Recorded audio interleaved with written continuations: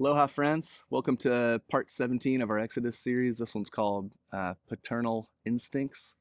And rather than exploring a narrative chunk of the book of Exodus like we've been doing heretofore, we're just going to zero in on these just two verses, 6 and 7 of Exodus chapter 34. But trust me, there's plenty in there. But don't take my word for it. Here's the text. This is Exodus 34, 6 and 7. The Lord, compassionate and gracious, slow to anger, abounding in steadfast love and faithfulness, keeping love to the 1,000th generation, forgiving iniquity, transgression, and sin, yet not clearing the guilty, but visiting the iniquity of the fathers upon the children and the children's children, to the third and the fourth generation.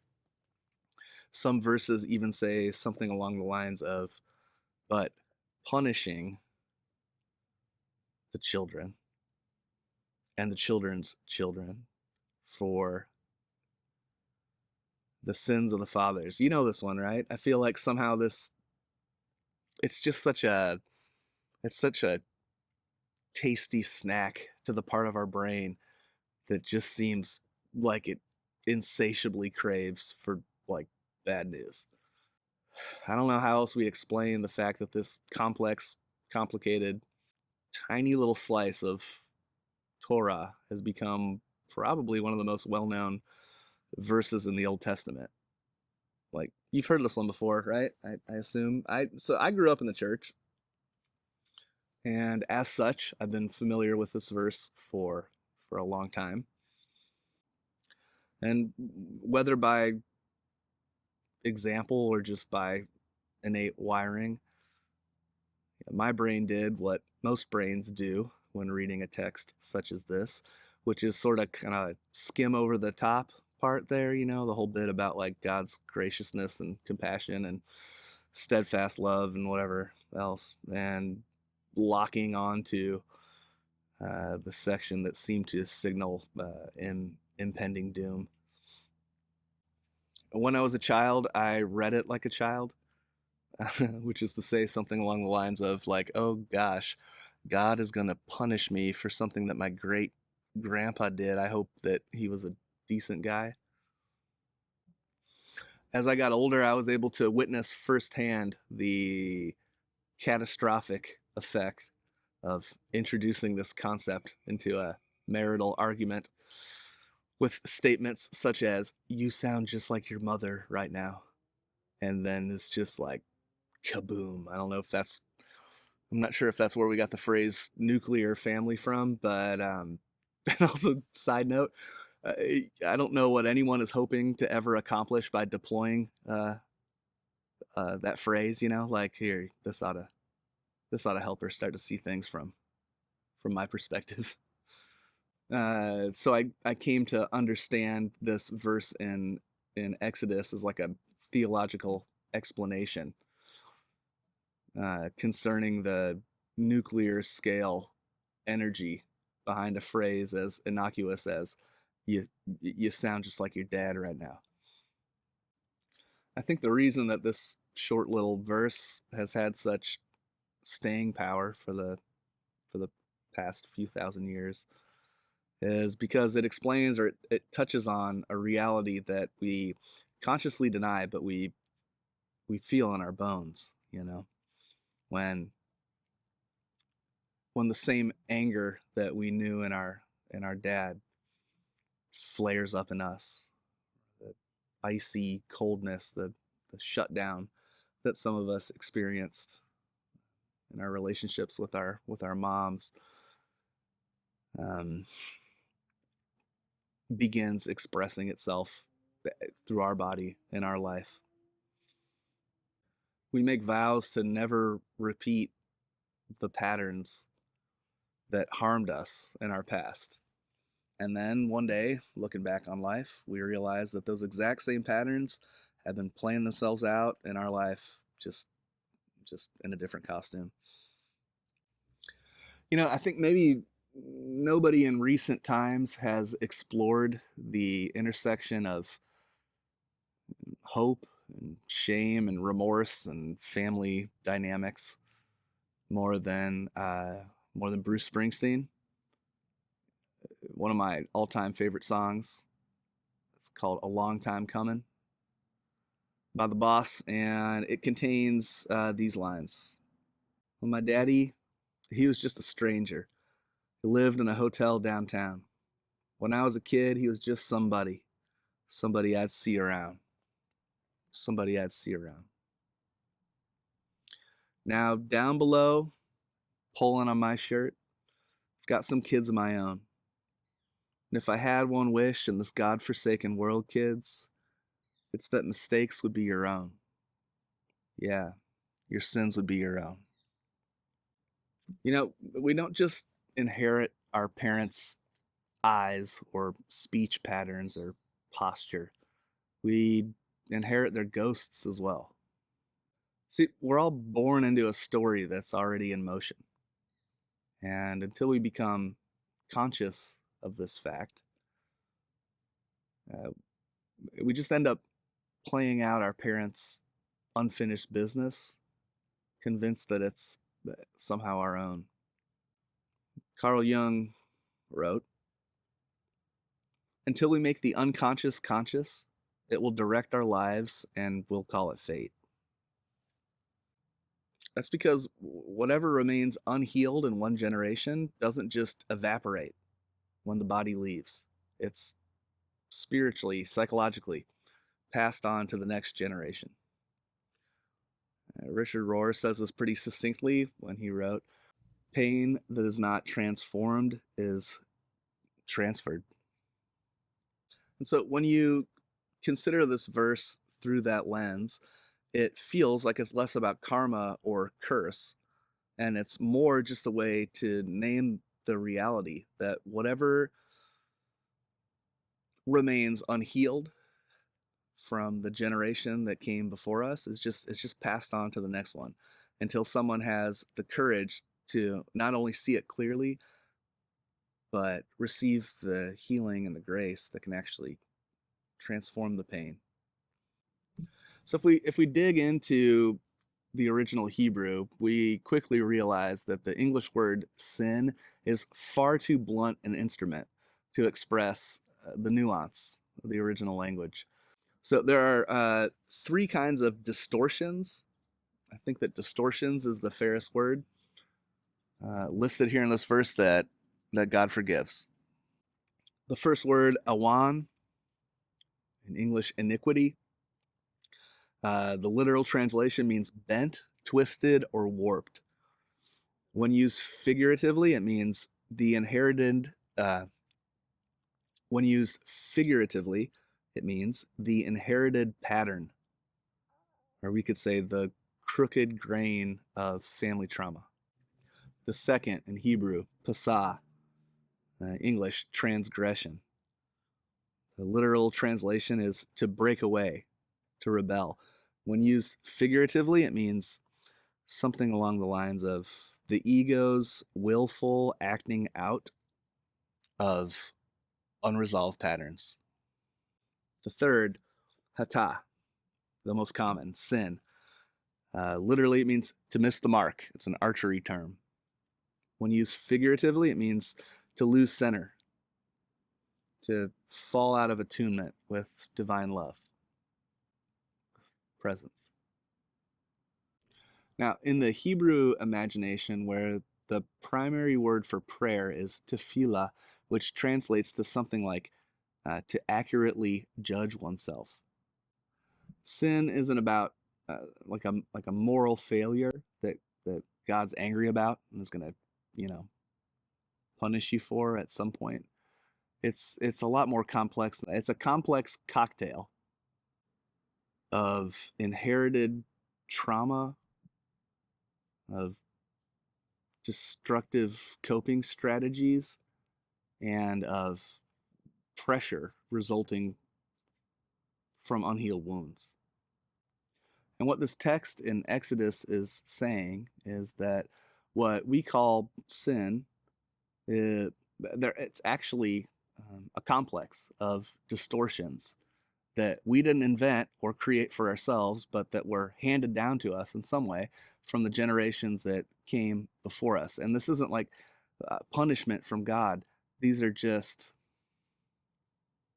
it's just unconscious material in need of being brought into the light of loving awareness.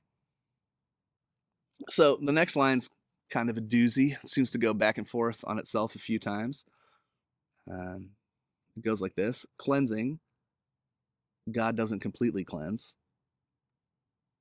The distortions of the fathers are visited upon the children. And this is poetic Hebrew. It isn't a contradiction, but a paradox. The forgiveness is real, and forgiven may be one of the most beautiful words in the English language. If you just think about it, forgiven. Before the offense ever occurred, the absolution is already given. It's eternally present.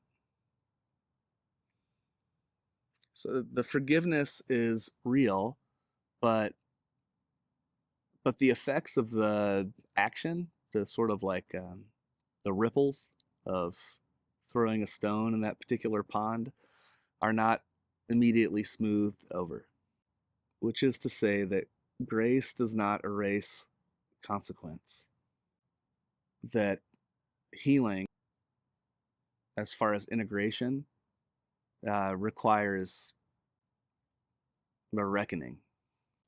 So I mentioned earlier that the word for visiting, it's this Hebrew word, pakad. And in some translations, it literally says that God will punish future generations for the distortions of previous ones.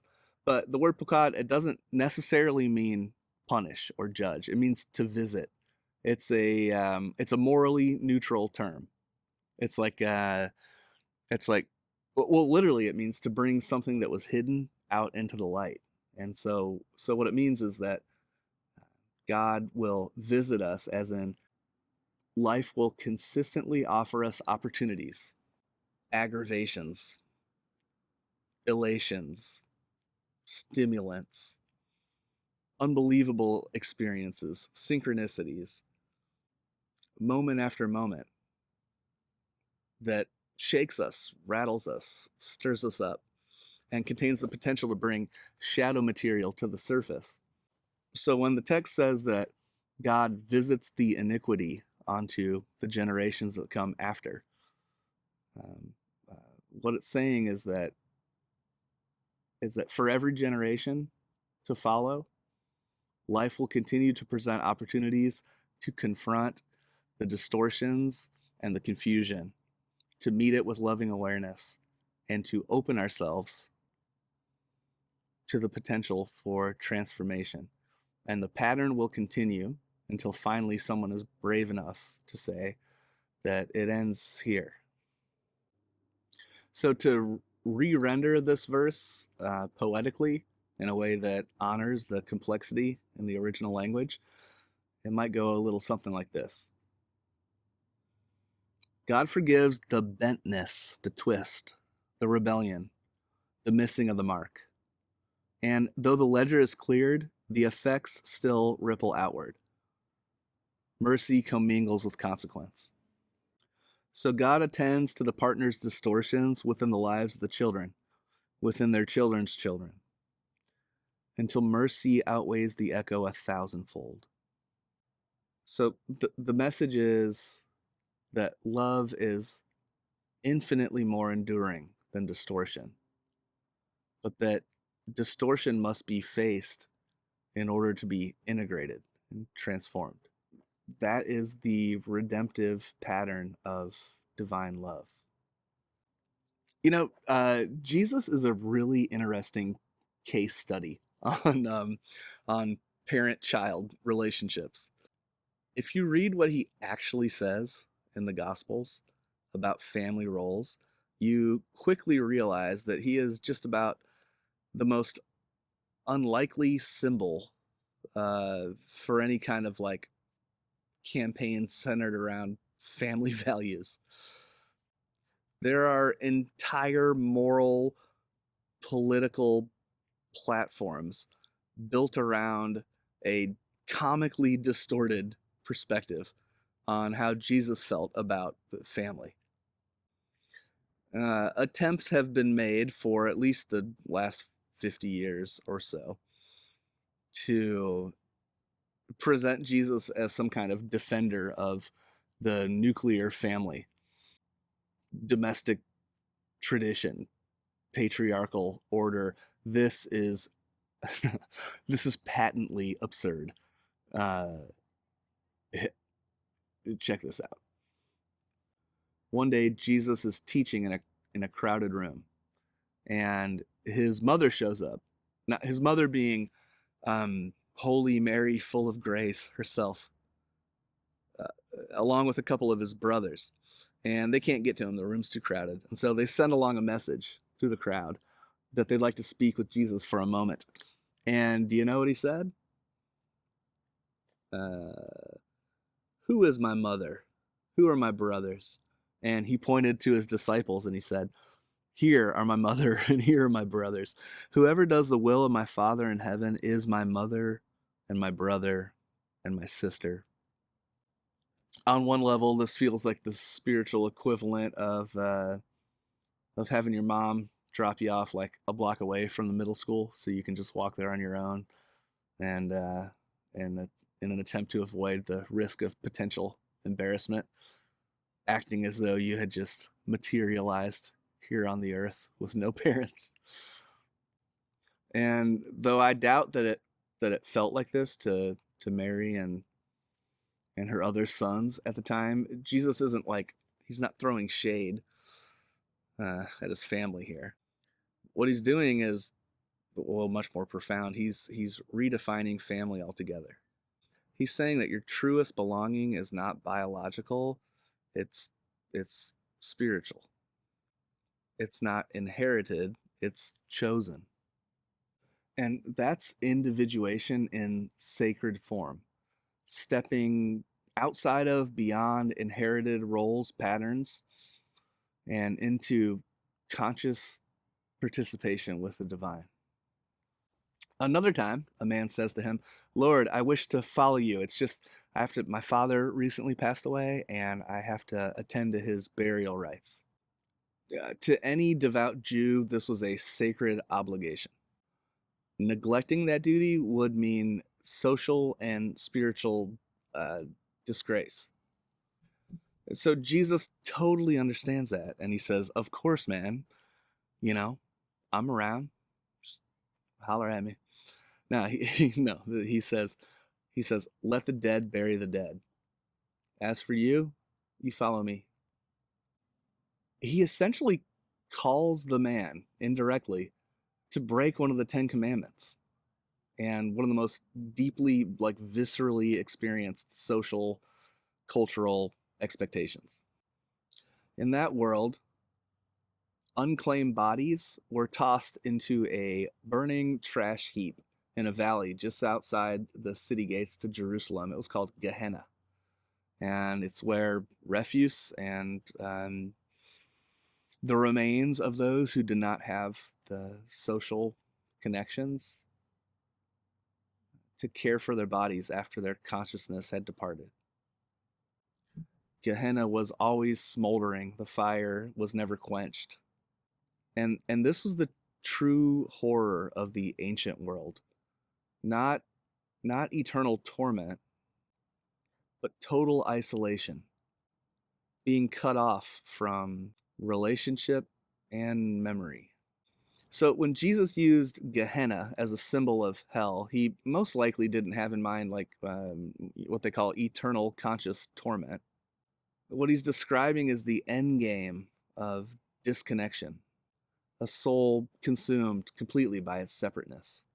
And so Jesus' words, let the dead bury the dead, it's not cruelty, it's clarity. He's saying you can't wake up while you're tending to the dreams of those who are still asleep. Yeah, in a different passage, he even said, whoever doesn't despise their mother and despise their father isn't worthy of me. Uh, that I think that we most of us would probably agree is a terrifyingly high degree of emotional detachment. But this is spiritual autonomy, letting the divine life redefine and reorder everything, even the bonds that we feel most viscerally. Psychologically, this is called individuation. But in the Christian Hebrew imagination, individuation isn't limited to the individual. It's a collective movement. It's a movement within the collective. When one person heals, then the whole field begins to heal. Here's St. Paul. He said, the unbelieving husband is made holy through his wife, and the unbelieving wife is made holy through her husband. And this isn't magical thinking, it's systemic truth. When one person wakes up, in a way, everybody wakes up. And the system that produced or passed on the fracture is suddenly presented with an opportunity to heal, to be healed. But here's the thing, as it turns out, like getting healed ain't easy. Most of us walk around with this just fragile sense of self, this kind of like niggling feeling that there's just emptiness here at the center. This fearful of rupture, fearful of change, because any disruption destabilizes the experience of selfhood. You know, it's like we're walking around saying, I'm me, right? I'm me, because you're you. You're still you, right? You're you? Okay, good. You're you. I'm me. So when suddenly somebody you've known for decades begins to present in a way that is unfamiliar, we're not only alarmed by the change in them, existentially, we're concerned about the implications for what this means about my fragile sense of self. And Jesus was keenly aware of this. He famously went home to Nazareth uh, one time around Christmas, and he was all jazzed on the revelations that he'd received, and he tried to share his seeing and his healing um, with his old pals, you know, his old high school friends. And you know what they said? You know, some of the parents got together and they're like, "Isn't this Joseph's kid, the carpenter? Like, what is going on here?" And Jesus didn't stick around to argue that he was the real deal. Remember what he did? He walked to the edge of town and then he instructed all of his disciples to knock the dirt off of their shoes, to not carry any of this experience forward with them. And he said, a prophet has no respect in his hometown. In Matthew's gospel, Jesus is recorded as saying, you know, don't think that I've come to bring peace to the earth. I didn't come to bring peace. I came to bring a sword. For I've come to turn a man against his father, a daughter against her mother, a daughter-in-law against her mother-in-law. A man's enemies will be members of his own household. Anybody who loves their father or mother more than me isn't worthy of me. Anyone who loves their son or daughter more than me isn't worthy of me. If you love your son or your daughter,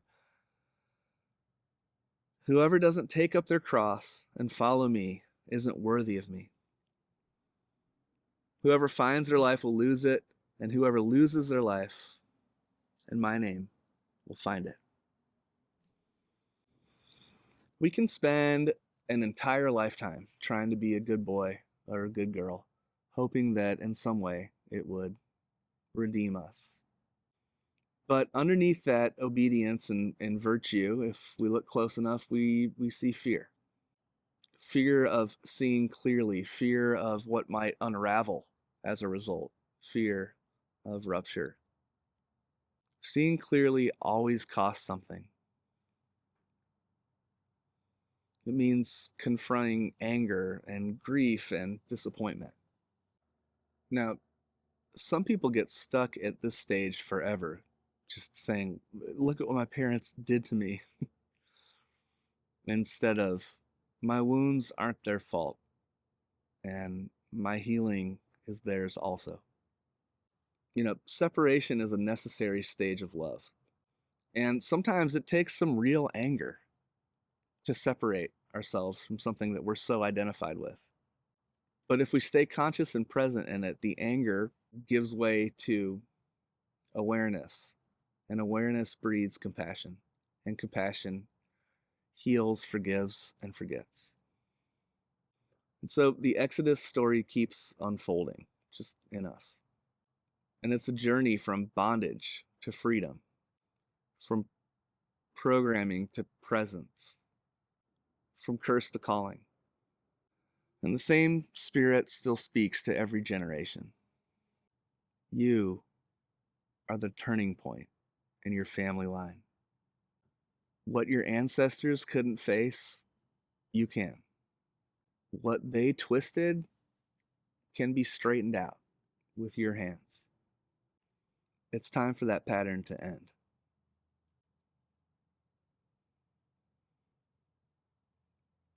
So it's nighttime. I think I better wrap this bad boy up. But just a reminder, the most repeated command in all of Scripture isn't quit screwing up. It's don't be afraid. So don't be afraid.